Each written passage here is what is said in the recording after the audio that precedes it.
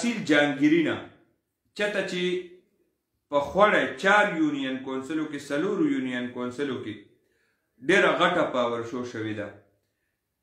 نو دغې نه به شروع کوو په یو امیدوار او یو انتخابي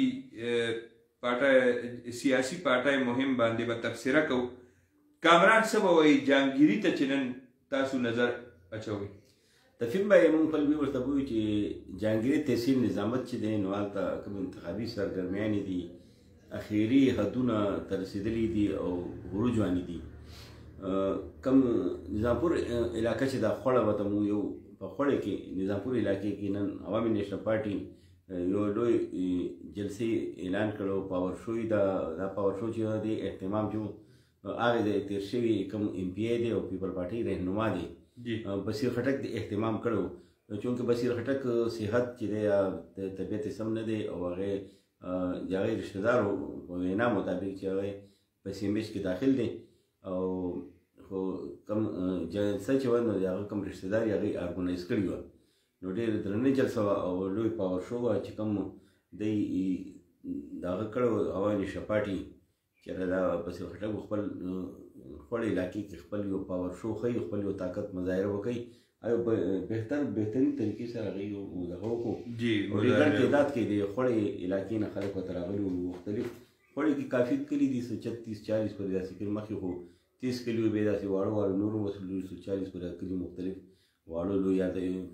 موجود دي لوی آبادي ده د خوړې ډېر لوی ووټ بینک دی کافي تعداد کې خلک راغلي وو او کوم نظامپور کې کوم لوی ګراونډ هغه بندوبست یې ورته کړ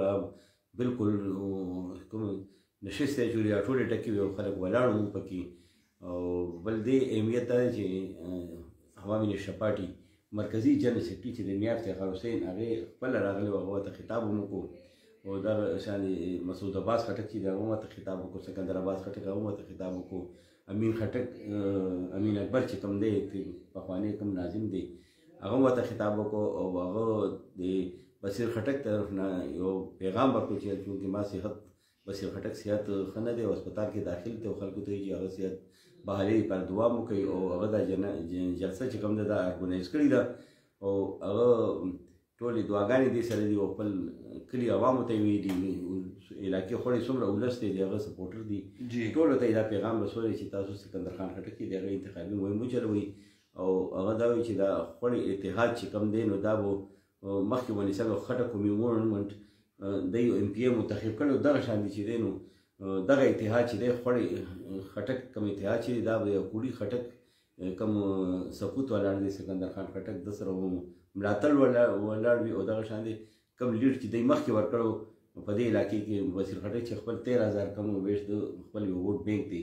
دغه ووټ بینک به د عوامي نیشنل پارټي سره دا ټچ کېږي او دا